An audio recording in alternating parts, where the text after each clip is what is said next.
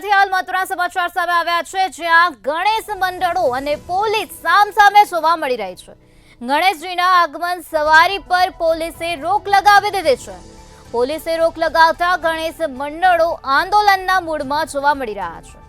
ગણેશ મંડળના આગેવાનનું નિવેદન સામે આવ્યું છે। ગણેશ ઉત્સવની પરવાનગી ભીખમાં નથી જોઈતી તેવી વાત કરવામાં આવે છે, તો ભવ્યતાથી ઉજવી અને અધિકાર મેળવીને રહીશું તેવું નિવેદન આપવામાં આવ્યું છે। તો વડોદરાથી આ મહત્વના સમાચાર સામે આવ્યા, જ્યાં ગણેશ મંડળો અને પોલીસ સામસામે જોવા મળી રહ્યા છે। ગણેશજીની આગમન સવારી પર પોલીસે રોક લગાવી હોવાની વિગતો અત્યારે પ્રકાશમાં આવે છે। ગણેશ મંડળના આગેવાનનું અત્યારે નિવેદન સામે આવ્યું છે, જેમાં ગણેશ ઉત્સવની પરવાનગી ભીખમાં નથી જોઈતી તેવું નિવેદન આપવામાં આવ્યું છે, તો ભવ્યતાથી ઉજવી અને અધિકાર મેળવીશું તેવી વાત કરવામાં આવી છે। તો ગણેશજીની આગમન સવારી પર પોલીસે રોક લગાવી હોવાની વિગતો અત્યારે વડોદરાથી સામે આવે છે। પોલીસે રોક લગાવતા ગણેશ મંડળો અત્યારે આંદોલનના મૂડમાં જોવા મળી રહ્યા છે। ત્યારે આ સમય દરમિયાન ગણેશ મંડળના આગેવાનનું નિવેદન અત્યારે સામે આવ્યું છે, જેમાં તેઓએ જણાવ્યું છે કે ગણેશ ઉત્સવની પરવાનગી અમને ભીખમાં નથી જોઈતી, ભવ્યતાથી ઉજવણી કરીશું અને અધિકાર મેળવીને રહીશું તેવી વાત ગણેશ મંડળના આગેવાન દ્વારા કરવામાં આવે છે। વડોદરાથી હાલ આ મહત્વપૂર્ણ સમાચાર સામે આવ્યા, જ્યાં ગણેશ મંડળો અને પોલીસ સામસામે જોવા મળી રહ્યા છે, જેમાં ગણેશ મંડળના આગેવાનનું નિવેદન પણ પ્રકાશમાં આવ્યું છે। ગણેશજીની આગમન સવારી પર અત્યારે પોલીસે રોક લગાવી હોવાની વિગતો અત્યારે પ્રકાશમાં આવે છે। ત્યારે પોલીસે રોક લગાવતા ગણેશ મંડળો અત્યારે આંદોલનના મૂડમાં જોવા મળી રહ્યા છે। તો ગણેશ મંડળના આગેવાને જણાવ્યું છે કે ગણેશ ઉત્સવની પરવાનગી અમને ભીખમાં નથી જોઈતી, ભવ્યતાથી ઉજવણી કરીશું અને અધિકાર મેળવીને રહીશું, તો આ વાત ગણેશ મંડળના આગેવાન દ્વારા કરવામાં આવી છે।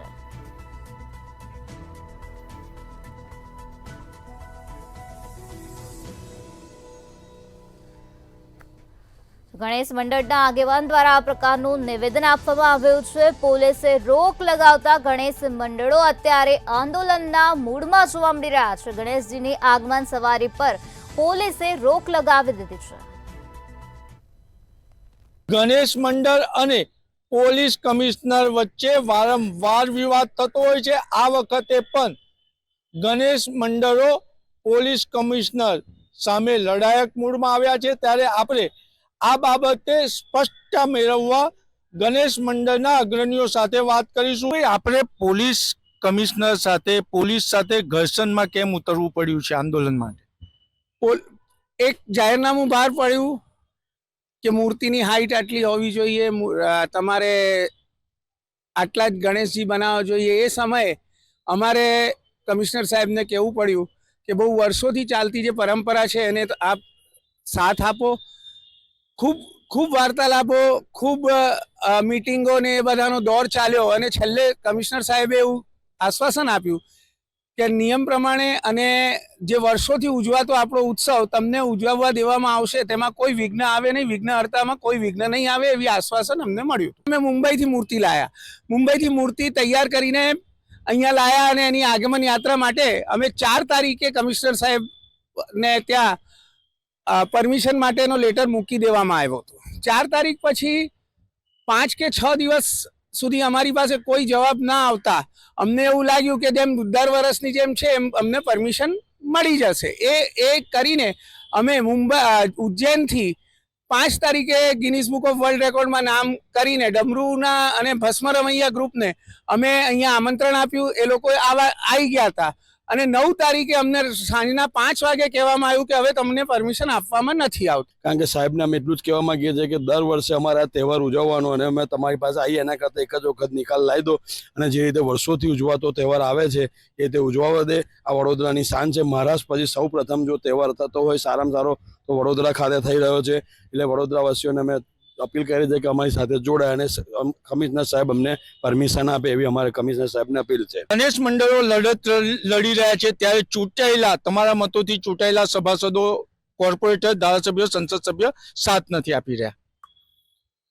આ છેલ્લા 20 વર્ષથી આ ફાઇટ ચાલે છે અને ગણપતિનો તહેવાર ભીખમાં જ મળે છે.